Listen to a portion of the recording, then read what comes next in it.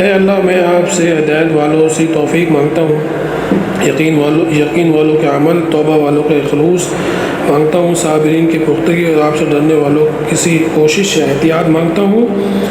اور رغبت والوں کسی طلب اور پرہیزگاروں کسی عبادت، علماء کسی معرفت، تاکہ میں آپ سے ڈرنے لگوں۔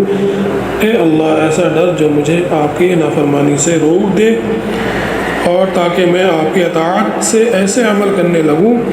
جن کی وجہ سے آپ کی رضا خوشنودی کا مستحق بن جاؤں، اور تاکہ خلوص کی توبہ آپ کے ڈر سے کرنے لگوں، تاکہ سچے اخلاص آپ کی محبت کی وجہ سے کرنے لگوں، تاکہ آپ کے ساتھ حسن ظن کی وجہ سے آپ پر توکل کرنے لگوں۔ اے نور کے پیدا کرنے والے، تیری ذات پاک ہے، اے ہمارے رب ہمیں کامل نور عطا فرما، تو ہماری مغفرت فرما دے، بے شک تو ہر چیز پر قادر ہے، اے ارحم الراحمین۔